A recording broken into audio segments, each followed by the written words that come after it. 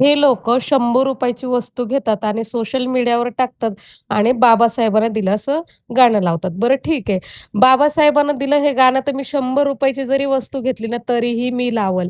हा माझा अधिकार आहे. मी कुठलंही गाणं लावू शकते आणि मला छान वाटलं ते गाणं आणि प्रत्येक लोकं काही नवीन वस्तू घेतली तर आता ते गाणं लावतात. मीही ते लावलं. मला अभिमान आहे. मला ते गाणं खूप आवडतं. राहिली दुसरी गोष्ट, की मी जे वस्तू घेतलेली आहे ती तर ₹100 ची नाहीये. तुम्हाला पहिले सांगते, मी एवढा मोठा एल-ई-डी टीव्ही घेतलेला आहे आणि तुम्ही TCLचा टीव्ही तुम्ही बघू शकता Googleवरती सर्च करून 55 इंचचा तो कितीचा आहे. बरं ते पण पुढची गोष्ट. मला जी ही कमेंट आली ना, तिने मला खूप हर्ट केलेलं आहे. एका लेडीजचे आहे, असू द्या ते.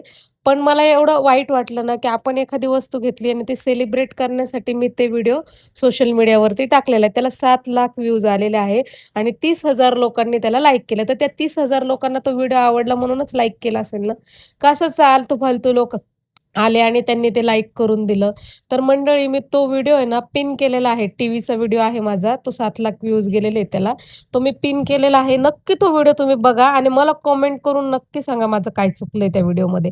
आणि मी असं गाणं टाकायला पाहिजेत होतं का नव्हतं टाकायला, की डायरेक्ट ₹100 ची वस्तू घेतात आणि असं गाणं टाकतात आणि टीव्ही प्रत्येकाच्या घरात असते आणि ती लोकं असे सोशल मीडियावर टाकत नाही.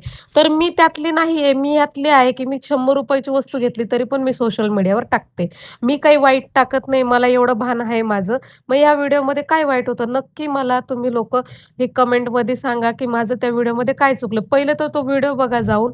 त्याला 7,00,000 व्ह्यूज आहे आणि त्याला मी कमेंट करते आणि या व्हिडिओ खाली पण त्याची लिंक ठेवते मी. तुम्ही फक्त टच केलं तरी तो तुम्हाला व्हिडिओ बघायला मिळेल. मला नक्की